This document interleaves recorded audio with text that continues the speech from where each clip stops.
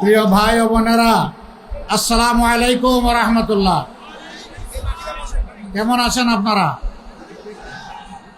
আলহামদুলিল্লাহি রাব্বিল আলামিন ওয়াস সালাতু ওয়াস সালামু আলা রাসূলিহিল কারীম ওয়া আলা আলিহি ওয়া সাহবিহি ওয়া আহলি বাইতি আজমাইন। আসন্ন 12 তারিখের নির্বাচনকে সামনে রেখে মর্যাদাপূর্ণ রাজধানীর আসন ঢাকা 4 এবং 5-এর উদ্যোগে আয়োজিত নির্বাচনী জনসভার সম্মানিত সভাপতি, সভামঞ্চে বসা 10 দলের সমর্থিত 4 এবং 5 আসনের সম্মানিত সংসদ সদস্য পদপ্রার্থীবৃন্দ, বন্ধু 10 দলীয় সংগঠনের কেন্দ্রীয় এবং স্থানীয় নেতৃবৃন্দ, গর্বিত শহীদ পরিবারের সদস্যবৃন্দ, জুলাই যোদ্ধাবৃন্দ, এই এলাকার সম্মানিত ভাই ও বোনেরা, সাংবাদিক বন্ধুগণ, একটু আগে আপনারা লক্ষ্য করেছেন আমাকে একটা সম্মাননা স্মারক দেওয়া হয়েছে। এ স্মারক আমার প্রাপ্য নয়। যারা বুকের রক্ত ঢেলে দিয়ে জালিমের রক্ত চক্ষু উপেক্ষা করে বুক খুলে দিয়েছিল অস্ত্র এবং গুলির মুখে, যারা লড়াই করেছিল অকুতভ হয়ে, যারা জীবন দিয়েছিল দেশের তরে, যারা পঙ্গুত্ব বরণ করেছে দেশ এবং সমাজকে মুক্ত করার জন্য, আমি এই সম্মাননা তাদের জন্য উৎসর্গ করলাম। এখানে যে কোনো একটা শহীদ পরিবার এটা গ্রহণ করবে। যেহেতু একজন বোন এখানে হাজির হয়ে শহীদ ভাইয়ের পক্ষে বক্তব্য দিয়েছে, আমি তার হাতে এটা তুলে দিব। সে সমস্ত শহীদদের পক্ষ থেকে এটাকে সংরক্ষণ করবেন ইনশাআল্লাহ।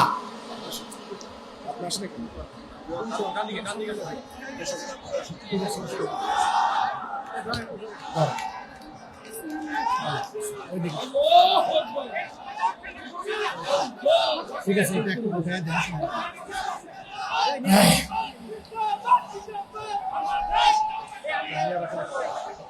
সম্মানিত ভাই ও বন্ধুগণ, 2 জন প্রার্থী যখন বক্তব্য রাখছিলেন বলছিলেন যে আমাদের সন্তানদের জন্য খেলার কোনো মাঠ নাই। এটার সাক্ষ্য দিচ্ছে আজকে রাস্তার উপরের এই জনসভা। খেলার মাঠ থাকলে আমরা জনগণকে কষ্ট দিতাম না। আমরা বাধ্য হয়ে এখানে দাঁড়িয়েছি।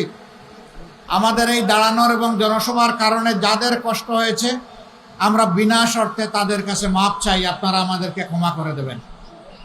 তবে আমরা কথা দিচ্ছি এর সমাধান আল্লাহ তাআলা আমাদেরকে যদি সংসদে গিয়ে এই দেশের প্রতিনিধিত্ব করার, এই দেশের খেদমত করার সুযোগ দেন, আমরা ইনশাআল্লাহ এর সমাধান করব।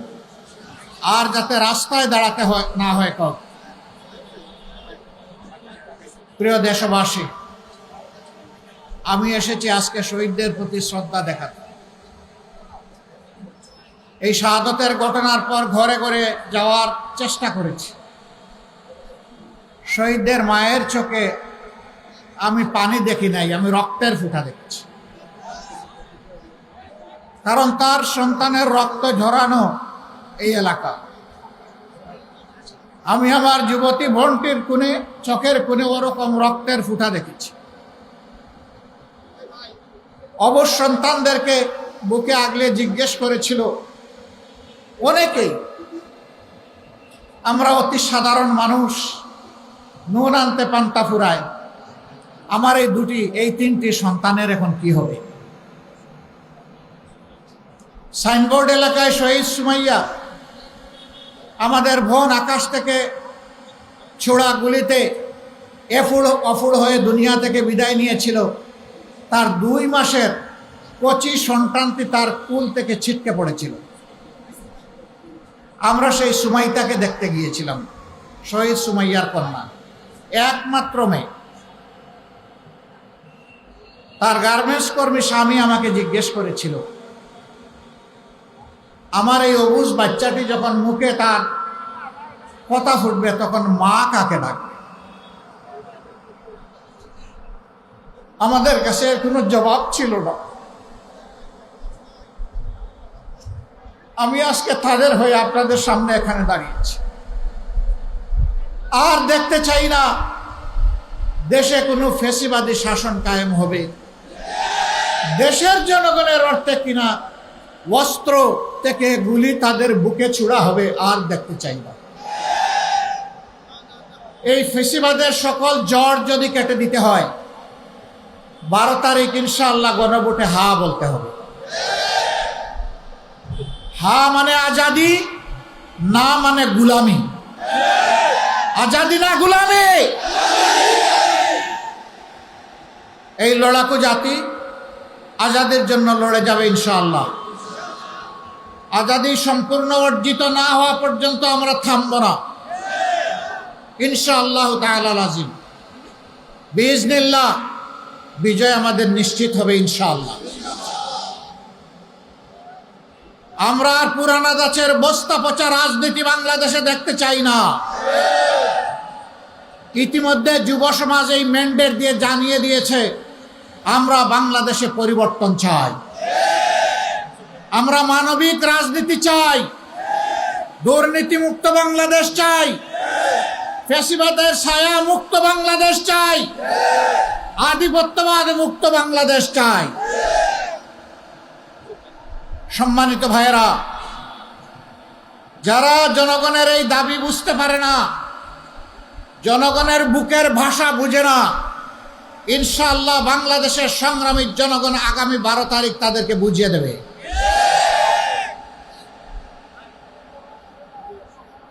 এই দেশে নতুন একটা পেশা এখন খুব ভালো চলতেছে। এই পেশার নাম কি আপনারা বলতে পারবেন? কি নাম? চাঁদাবাজি। পেশা হবে একজন লোক অফিস আদালতে, মিল, ফ্যাক্টরি, ইন্ডাস্ট্রি, সেক্টর কর্পোরেশনে, শিক্ষা প্রতিষ্ঠানে, দোকানে, সেখানে চাকরি করবে, অথবা নিজেই একটা ব্যবসা চালাবে। পেশা হবে আমার কৃষক, তার যন্ত্রপাতি নিয়ে মাঠে চলে যাবে, সেখানে ধান ফলাবে, সেখানে ফল বীজ লাগাবে, সেখানে গাছ লাগাবে।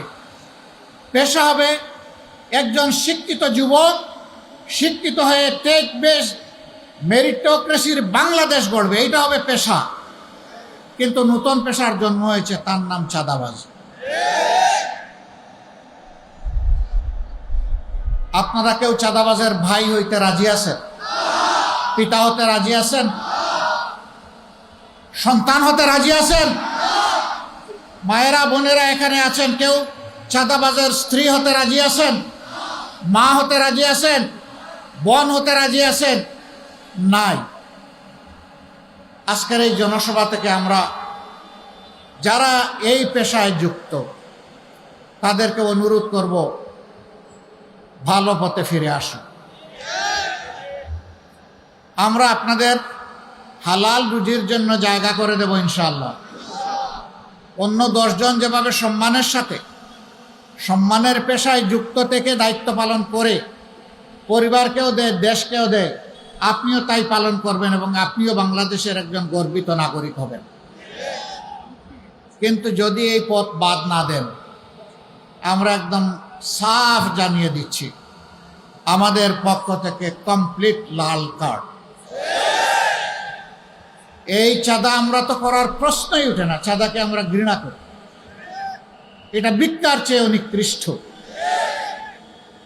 আমরা ইনশাআল্লাহ কারো মায়ের সন্তানকে চাঁদাবাজি করতেও দেব না। কথা একদম সাফ, এখানে কোনো রাগ ডাক নাই। হ্যাঁ, তারা যদি ন্যায়ের পথে, কল্যাণের পথে, স্বাভাবিক পথে, স্বাভাবিক জীবনযাপনের পথে ফিরে আসে, মোস্ট ওয়েলকাম।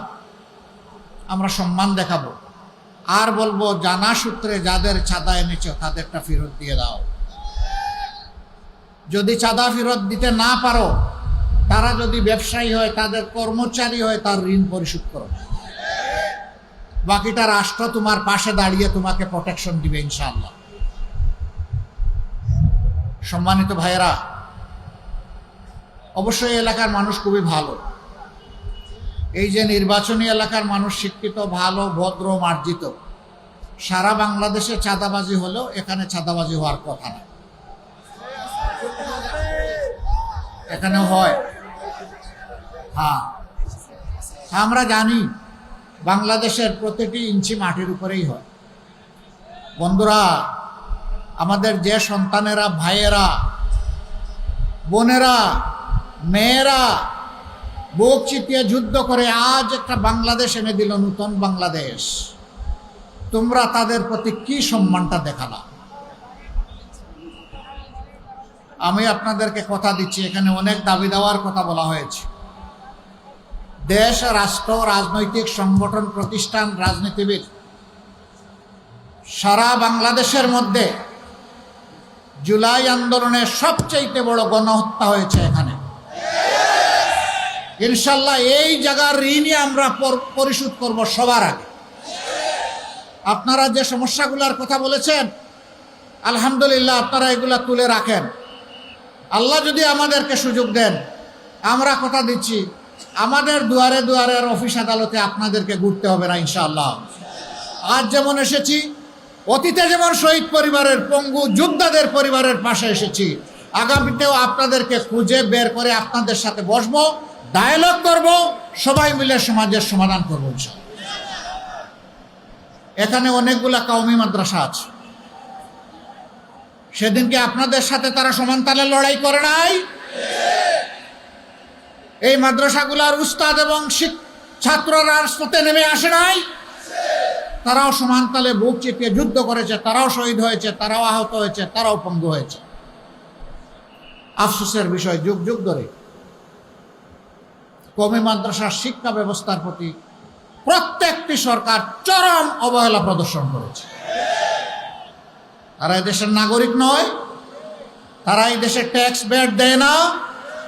তাহলে যদি সাধারণ শিক্ষা প্রতিষ্ঠান সরকার পৃষ্ঠপোষকতা দিয়ে থাকে, এই সমস্ত মাদ্রাসার যত্ন নিবে না কেন?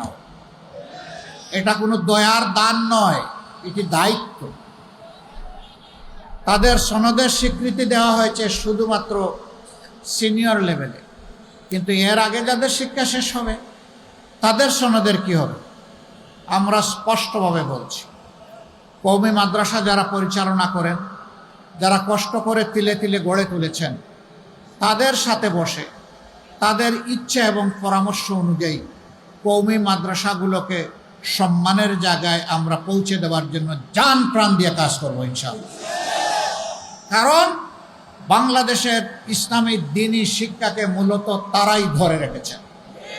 অতএব এটি আমাদের দায়িত্ব তাদের প্রতি সম্মান প্রদর্শন করা। আফসোস, এতগুলা লোক হেফাজতের আন্দোলনে দুনিয়া থেকে বিদায় নিলেন, আল্লাহ তাদেরকে শহীদ হিসাবে কবুল করুন। আজ পর্যন্ত ছোট্ট একটা অনুষ্ঠানের মাধ্যমে সামান্য একটু তাদের প্রতি সম্মান প্রদর্শন করা হয়েছে, কিন্তু রাষ্ট্রের গুরুত্বপূর্ণ স্বীকৃতি তারা এখনো পাননি। কেন পাবেন না? তারা তো মানবিক মর্যাদার জন্য মহানবী মুহাম্মদুর রাসূলুল্লাহ সাল্লাল্লাহু আলাইহি ওয়াসাল্লামের সম্মানের পক্ষে জীবন বাজি রেখে দাঁড়িয়েছিলেন। ৯০-৯১ মুসলমানের দেশে এই স্বীকৃতি তাদেরকে দিতে হবে। কেউ যদি না দেয়, দোয়া করেন আল্লাহ আমাদেরকে সে দায়িত্ব দিলে আমরা দিব ইনশাআল্লাহ। আমরা তাদেরও ঘরে ঘরে যাদের খবর পেয়েছি আমরা পৌঁছে যাওয়ার চেষ্টা করছি। সকল শহীদ পরিবারকে, নির্যাতিত মজলুম পরিবারগুলোকে আমরা সমান চোখে দেখি। একটা হতে পারে আমাদের ডান চোখ, আর একটা আমাদের বাম চোখ, কিন্তু দুটোই আমাদের চোখ। এই দুই চোখ দিয়েই আমরা দেখি। প্রিয় দেশবাসী, স্থানীয় সমস্যাগুলোর সমাধান আল্লাহ চাইলে ইনসাফের ভিত্তিতে, অগ্রাধিকারের ভিত্তিতে হবে ইনশাআল্লাহ। আমি আগেই বলেছি, এই এলাকা আমাদেরকে বড় ঋণী করে রেখেছে। এই ঋণ পরিশোধ করার জন্য আল্লাহ যেন আমাদেরকে সর্বোচ্চ শক্তি দান করে। আমরা সুযোগ পেলে কি করব? এখানে যুবক যারা আছেন তারা একটু হাত তুলেন তো দেখি। মাশাআল্লাহ, প্রায় সবাই যুবক। আমি সাক্ষী রেখে আপনাদেরকে বলছি, আমিও একজন যুবক। এত মানুষের বাইরে আমি থাকবো কিভাবে? আমরা আমাদের যুবক বন্ধুদের হাতে বেকার ভাতা তুলে দিতে চাই না। আমরা আমাদের যুবক বন্ধুদের, আমাদের ছেলে মেয়েদের হাতকে বাংলাদেশ গড়ার কারিগরের হাতে পরিণত করতে চায়। কারিগরের হাত কারো দয়ার দিকে তাকিয়ে থাকে না, কারিগরের হাত নিজেই কিছু করে দেশকে উপহার দেয়। আমরা আমাদের যুবক যুবতীদেরকে সেই সম্মানের জায়গায়, মর্যাদার জায়গায় নিতে চাই। বেকার ভাতা দিয়ে বেকার বানাবো না, বরঞ্চ বেকারকে কেমনে কর্ম উপযোগী করা যায় তাই চেষ্টা করব ইনশাআল্লাহ। আমরা আমাদের যুবক যুবতীদের মুখে বাংলা ভাষার পাশাপাশি ইংলিশ এবং আরবি তুলে দেব। সারা দুনিয়ায় তারা গেলে যাতে সম্মানের সাথে তার নিজের কর্মসংস্থান হয়, দেশকে প্রতিনিধিত্ব করতে পারে, পরিবার এবং দেশের মুখ উজ্জ্বল করতে পারে। আর আমরা তাদের হাতকে দক্ষ হাত হিসাবে গড়ে তুলব ইনশাআল্লাহ। এর জন্য আলাদা কোনো শিক্ষা ব্যবস্থা থাকবে না। এইটা সাধারণ শিক্ষা, মাদ্রাসা শিক্ষা, আলিয়া শিক্ষা, কওমি শিক্ষা, সব জায়গায় ব্যবস্থা করা হবে ইনশাআল্লাহ। মাদ্রাসা কিছু কিছু ব্যাপারে তারা এগিয়ে আছেন, তাদের আয়াসটা, পরিশ্রমটা তাদের কম হবে। স্কুল কলেজ ইউনিভার্সিটিতে একটু বেশি হবে, কঠিন হতে পারে, কিন্তু এটা অসম্ভব নয়। ইনশাআল্লাহ এটা বাস্তবায়িত হবে। আমাদের অঙ্গীকার, আমরা গরিব ধনী, ছোট বড়, শিশু থেকে বৃদ্ধ, ধর্ম বর্ণ নির্বিশেষে সকল মানুষের জন্য আমরা সমাজে ন্যায় বিচার নিশ্চিত করব ইনশাআল্লাহ। সেই ন্যায় বিচার হবে ইসলামের সুমহান মানদণ্ডে। এই জন্যই ভাই আমাদের প্রতীকটা পাল্লা। যারা ন্যায় বিচার চায় না তারা পাল্লাকে সহ্য করতে পারে না এই অতীতে। কারণ পাল্লা যদি বিজয়ী হয়, সমাজে ন্যায় বিচার প্রতিষ্ঠিত হবে, তখন তাদের কোনো ধরনের ভেলকিবাজি, ধান্দাবাজি এগুলা চলবে না। মহান আল্লাহর দরবারে দোয়া করি, আমরা যে ন্যায় ইনসাফের সমাজের স্বপ্ন দেখি, জনগণকে আমরা যে ন্যায় ইনসাফের গল্প শোনাচ্ছি, হে আল্লাহ তুমি আমাদেরকে তৌফিক দাও, আমরা যেন সেই আমানতের ভার বহন করতে পারি। একই অপরাধে একজন সাধারণ মানুষের যদি শাস্তি হয়, বিচারের আওতায় আনা হয়, ইনশাআল্লাহ তাআলা আজিম সেই সমান অপরাধ করে থাকলে প্রেসিডেন্টকেও শাস্তির আওতায় আনা হবে। এটা দেখা হবে না হু শি অর হি ইজ, তিনি কে, এটা দেখা হবে না। দেখা হবে তিনি অপরাধ করেছেন কিনা। অপরাধ করার পরে অনেকেই পার পেয়ে যায়, কারণ তার মামা খালু আছে, তার পকেটটা বড় ভারী, তার মাসুলটা বড় শক্ত। তাদের প্রতি আমাদের পক্ষ থেকে সুসংবাদ, ওই সবগুলো সেদিন অবশ হয়ে যাবে। মামা খালুরা কিছুই করতে পারবে না। ভারী পকেট দিয়ে আপনি পার পাবেন না, মাস্তানি করে আপনি বিচারের হাত থেকে রেহাই পাবেন না। সে বিচার নিশ্চিত করা হবে ইনশাআল্লাহ। সম্মানিত ভাই ও বোনেরা, একটা পরিবার যেমন নারী পুরুষের সমন্বয়ে গড়ে উঠে, একটা দেশ এবং সমাজও নারী পুরুষের সমন্বয়ে গড়ে ওঠে। এই এক অংশকে উপেক্ষা করে আরেক অংশকে নিয়ে দেশকে সমৃদ্ধশালী করা সম্ভব নয়। এখন বলবেন আমাদের মায়েরা কি ঘরের বাইরে কাজ করবেন? হ্যাঁ, অবশ্যই করবে। বলবেন কেন? বলা তো হয়েছে ঘর তাদের জন্য মূল জায়গা। আমি যদি প্রশ্ন করি, রাসূলুল্লাহ সাল্লাল্লাহু আলাইহি ওয়াসাল্লাম প্রত্যেকটি ঝুঁকিপূর্ণ যুদ্ধে আমাদের মাদেরকে শরীক করেছেন যোদ্ধা হিসাবে। আমি কে আমার মাকে সমাজের খেদমত থেকে বঞ্চিত রাখা? যুদ্ধের চাইতে কোনো কঠিন কাজ আসমানের নিচে এবং জমিনের উপরে নাই। সেই কাজে আমাদের মায়েরা অংশগ্রহণ করেছেন। ইনশাআল্লাহ বাংলাদেশে অগ্রগতি, উন্নয়নে সঙ্গত সকল জায়গায় তাদের মেধা, যোগ্যতা এবং প্রয়োজন অনুযায়ী তারা অংশগ্রহণ করবেন। দুইটা জিনিস তাদের জন্য এখন নেই।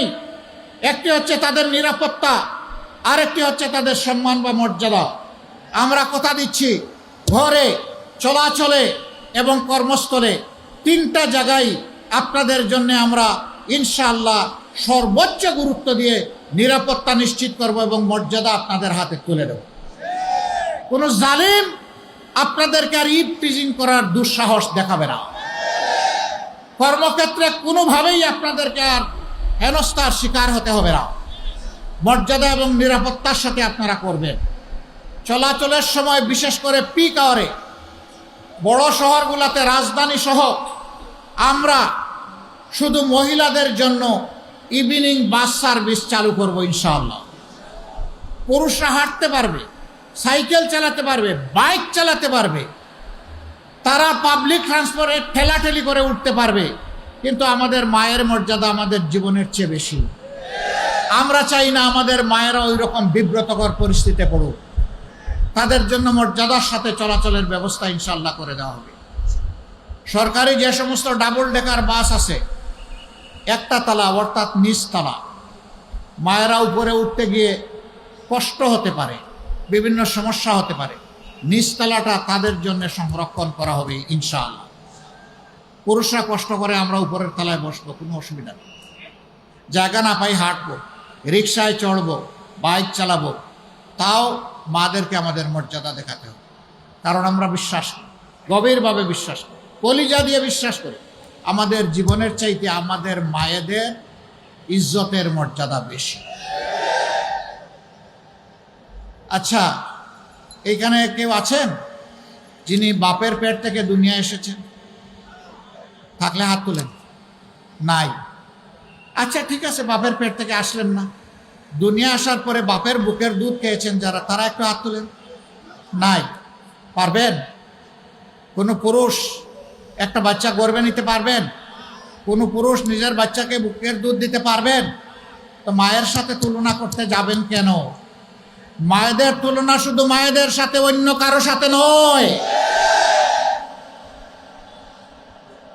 এই মায়ের জাতিকে ইনশাআল্লাহ ন্যায় ইনসাফের বাংলাদেশ হলে তাদেরকে সম্মানের আসনে সর্বত্র বসানো হবে, তাদের প্রাপ্য মর্যাদা তাদের হাতে তুলে দেওয়া হবে। এইখানে জলাবদ্ধতা, খোলা ড্রেন, দুর্গন্ধ, অপরিচ্ছন্নতা, নদীর জীবন খতম, ময়লার ভাগাড় নদীকে বানানো হয়েছে, এই সবগুলো আমাদের মাথায় আছে। দোয়া করবেন আগামীতে আমরা যদি দেশ পরিচালনার সুযোগ পাই, ওই এলাকার যিনি কাউন্সিলর হবেন, যিনি মেয়র থাকবেন, এমপি যিনি হবেন, বৎসরে 4 বার তাদেরকে এই নদীর পানিতে গোসল করানো হবে। যখন 3 মাস পর পর নদীর পানিতে গোসল করবেন, কারো জানা থাকবে না কোন দিন সেই ডেট, একই ডেটে সবাই না, ভিন্ন ভিন্ন ডেটে। কাজে এই নদীর পানিকে মুক্তার মতো পরিষ্কার রাখতে তারা বাধ্য হবে। যেই মেয়র, যেই জনপ্রতিনিধি এই দায়িত্ব পালনে ব্যর্থ হবেন, তাকে বরখাস্ত করা হবে।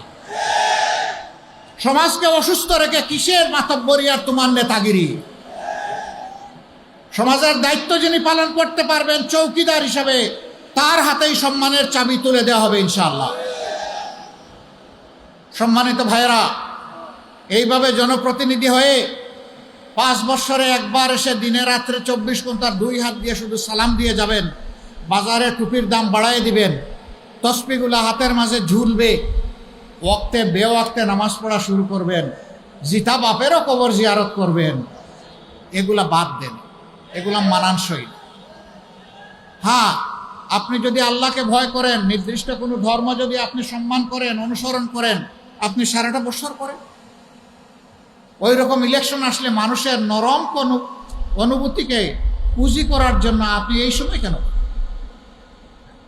আল্লাহর দরবারে দোয়া করি 365 দিন প্রতি বছর 5 ওয়াক্ত যেন আল্লাহ সবাইকে আমাদেরকে নামাজ পড়ার তৌফিক দান, রমজান মাসে রোজার হক আদায় করার তৌফিক দান করেন, মদ থেকে, জুয়া থেকে, সন্ত্রাস থেকে প্রত্যেকটা মানুষকে আল্লাহ বেঁচে থাকার তৌফিক দান করুন। সম্মানিত বন্ধুগণ, কথা আমি এখানেই শেষ করতে যাচ্ছি। তার আগে আপনাদেরকে আমি আবারও বলবো, হা মানে আজাদি, না মানে গুলামি। 12 তারিখ হা হবে না না হবে?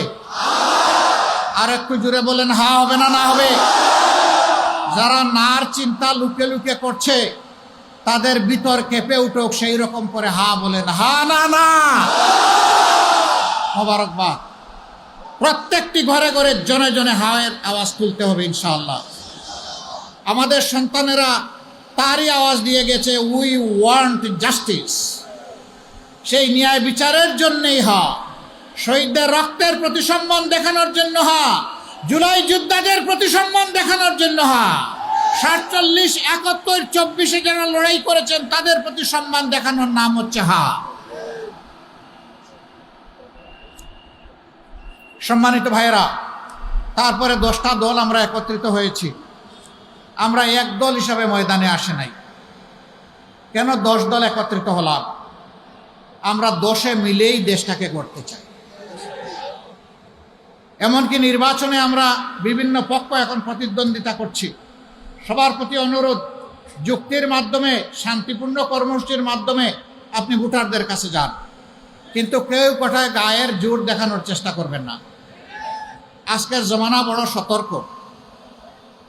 আপনার ঘরের ডিভাইসও আপনার বিরুদ্ধে সাক্ষী হয়ে যাবে, আপনি জানতেও পারবেন না। আমরা 2টা অ্যাপস খুলছি জাতীয়ভাবে, ইনশাআল্লাহ আপনারা পেয়ে যাবেন। একটা চাঁদাবাজদেরকে চিহ্নিত করার জন্য, আপনিও বুঝবেন না, চাঁদাবাজও বুঝবে না, কিন্তু সব রেকর্ড হয়ে যাবে এবং তার কমপ্লেনটা যথাস্থানে চলে যাবে। এইখানে কারো পরিচয় নিয়ে কোনো সমস্যা নাই, বিষয়টা একেবারেই অটোমেটাইজড, ভয়ের কোনো কারণ নাই। আর ভয় যদি থাকেও সেই ভয়কে আমরা জয় করব ইনশাআল্লাহ।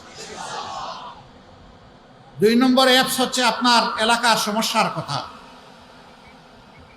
এটা আপনি অ্যাপস আপলোড করে আপনি পৌঁছে দিতে পারবেন, কারো দুয়ারে গিয়ে আপনাকে ঘুরতে হবে না ইনশাআল্লাহ। যার দরবারে পৌঁছবে এখন তার দায়িত্ব হবে এসে আপনার খবর নেওয়া।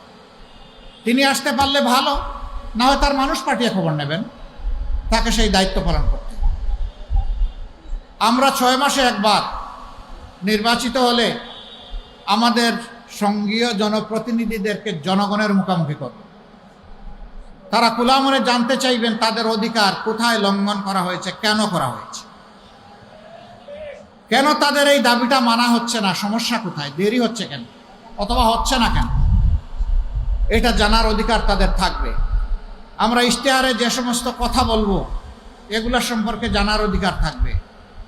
এই কারণে যে আমরা কারো নিজের বাপের টাকায় এই দেশ চালাবো না, এই দেশ চলবে জনগণের টাকায়। যেই জনগণ তাদের টাকা দিয়ে দেশ চালাবে সেই জনগণের কাছে টাকার হিসাব অবশ্যই দিতে হবে।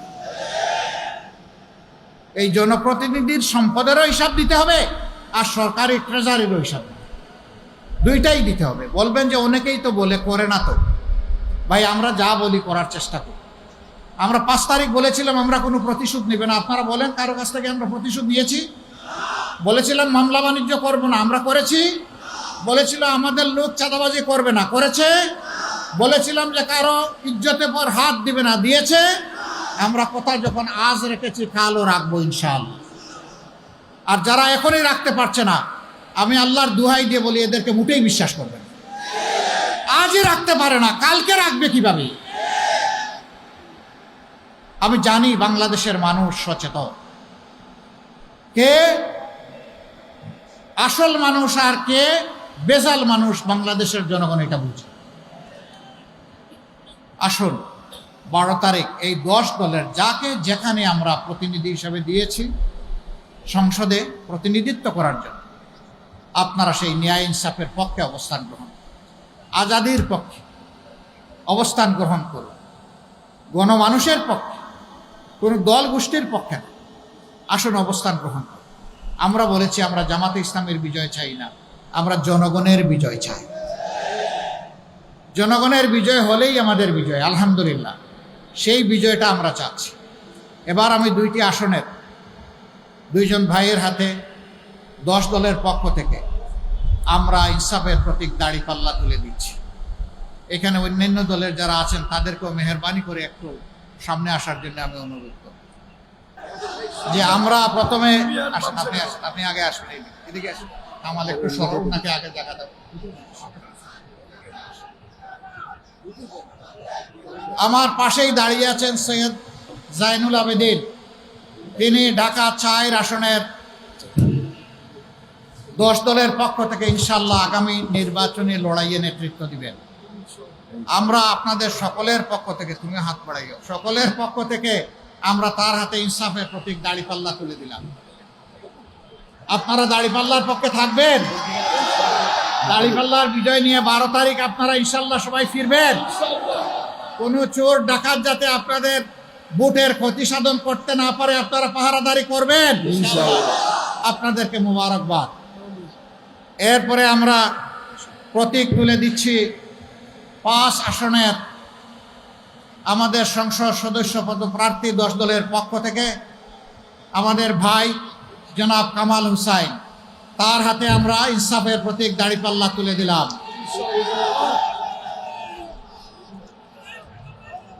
মাশাআল্লাহ, আপনারা এটাও গ্রহণ করলেন। আচ্ছা, এই মানুষগুলাকে দেখতে কেমন লাগে? এই মানুষগুলাকে দেখতে কেমন লাগে? ছাতাবাজ মনে হয়, দুর্নীতিপরায়ণ মনে হয়, চরিত্রহীন মনে হয়, কি মনে হয়? দেশপ্রেমিক, দেশপ্রেমিক মনে হয়। ইনশাআল্লাহ আপনারা তাদের হাতকে শক্তিশালী করবেন এবং আগামীর সংসদকে ইনসাফের সংসদে পরিণত করার জন্য দুইটি আসনেই তাদেরকে বিজয়ী করবেন ইনশাআল্লাহ। এই এলাকার সমস্ত ভাই বোনদের কাছে আমাদের এই আবেদন, আপনারা ইনশাআল্লাহ আশা করি আমাদের পাশে থাকবেন, সাথে থাকবেন, লড়ে যাব একসাথে, আজাদি ছিনিয়ে আনবো একসাথে ইনশাআল্লাহ। আপনারা গিয়ে বসে। সম্মানিত ভাইয়েরা এবং আমার বোনেরা, আপনারা কষ্ট করে এসেছেন, দীর্ঘক্ষণ সময় দিয়েছেন, আমরা গভীর কৃতজ্ঞতা জানাচ্ছি। আমরা শুনতে পাচ্ছি কেউ কেউ নিজেদের হেরে যাওয়ার ভয়ে বাঁকা অন্ধকার গলিপথে চলতে পারেন। আমরা নির্দিষ্ট কোনো দলকে বলছি না, ব্যক্তিকেও বলছি না। আমরা আশা করব জুলাইয়ের চেতনাকে উপলব্ধি করে এগুলা থেকে সরে আসবেন। যদি না আসেন, মনে রাখবেন জুলাই যোদ্ধারা, যুবক যুবতীরা ঘুমায় যায়নি। তাদের প্রথম কাজটা করেছে, দ্বিতীয় কাজের জন্য তারা এখন প্রস্তুত। তাদের বুটে কেউ হাত দেবেন না, হাত দিলে আগুন জ্বলবে। ওই স্লোগান শেষ। সন্ত্রাসীরা বলতো আমার বুট আমি দেব, তোমারটাও আমি দেব। ওই দিন এখন শেষ। আপনারটা আপনি দেন, আমারটা আমি দেব। এবার তাই হবে ইনশাআল্লাহ। প্রশাসনের প্রতি আমাদের অনুরোধ, সমান চোখে দেখবেন, কোনো বৈষম্য করবেন না, মাঠ সমতল করে দেবেন। আজকের এই আয়োজনকে সার্থক সফল করার জন্য প্রশাসন সহ যারা যেখানে যতটুকু সহযোগিতা করেছেন, আমরা তাদের সকলকে মোবারকবাদ জানাই। আসুন, একটা মুক্ত বাংলাদেশ, একটা নতুন বাংলাদেশ, একটা যুবক যুবতীদের প্রত্যাশার বাংলাদেশ, আগামীর প্রজন্মের জন্য একটি নিরাপদ বাংলাদেশ, মা বোনদের জন্য একটি নিরাপদ এবং মর্যাদার বাংলাদেশ হাতে তুলে দেওয়ার জন্য আমরা লড়ে যাই। আল্লাহ তাআলা 12 তারিখে এই বিজয় দানের মধ্য দিয়ে বাংলাদেশকে নতুন একটা মোড়কে আমাদের সামনে উপস্থাপন করুন, সেই দোয়া করে আপনাদের সবাইকে ধন্যবাদ, কৃতজ্ঞতা জানিয়ে আজকের মতো এখানেই বিদায় নিচ্ছি। আসবো, যেমন অতীতে এসেছি, বারবার ফিরে আসবো, আপনাদের পাশে থাকবো ইনশাআল্লাহ। আসসালামু আলাইকুম ওয়া রাহমাতুল্লাহ।